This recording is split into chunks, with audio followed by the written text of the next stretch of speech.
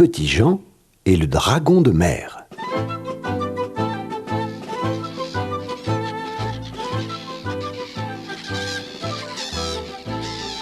Petit Jean habitait un paisible village de pêcheurs, en Irlande, où il ne se produisait jamais rien d'extraordinaire. La plupart des gens travaillaient durement.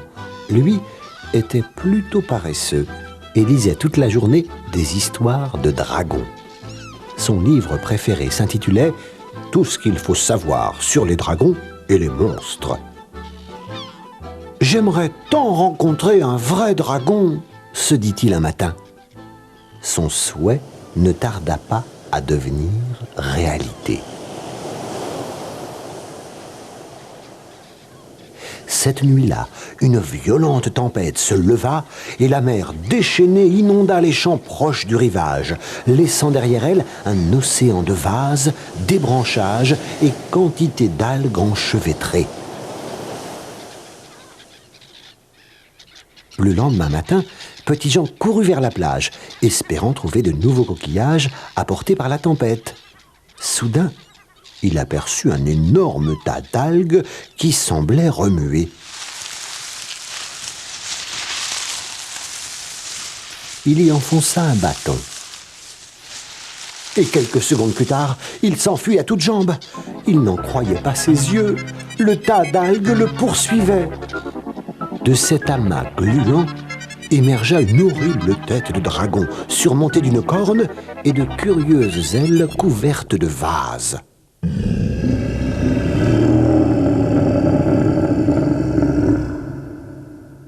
Petit Jean courut au village en criant « Attention, je suis poursuivi par un dragon !»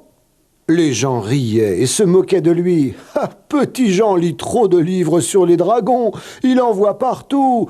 Il ferait mieux de travailler comme tout le monde.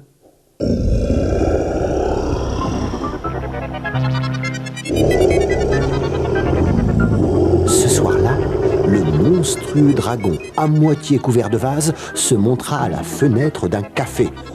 Horrifiés, tous les clients s'enfuirent par la porte de derrière. Puis, Madame Laurie, l'une des commerçantes du village, aperçut le monstre qui mettait le feu à ses choux.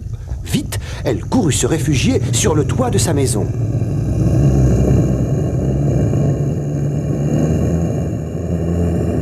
Le dragon dévora ensuite toutes les boîtes de sardines du timide épicier Monsieur Martin. Il essaya même de le tirer hors de son lit en lui faisant peur.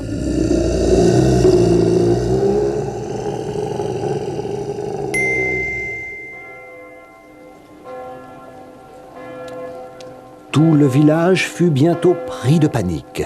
Patrick O'Patrick, le policier, parcourait les rues à vélo en criant « Si vous tenez à la vie, fermez vos portes et vos fenêtres à double tour pendant la nuit !»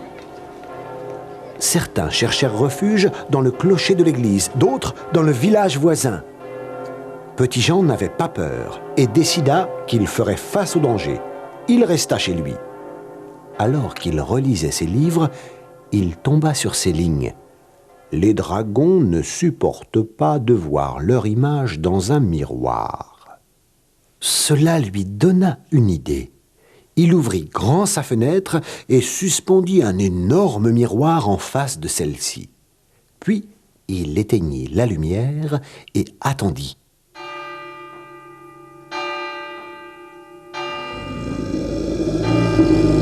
Minuit sonnait lorsque le dragon s'arrêta devant la maison de Petit Jean. Il passa la tête par la fenêtre, soufflant le feu et dégageant une forte odeur de vase. Caché derrière la porte, Petit Jean alluma brusquement. Le dragon aperçut soudain le reflet de son visage dans le miroir et hurla d'épouvante en retombant lourdement dans le jardin.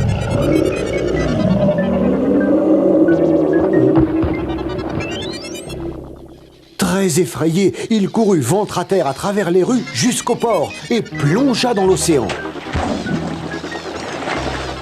On ne le revit plus jamais.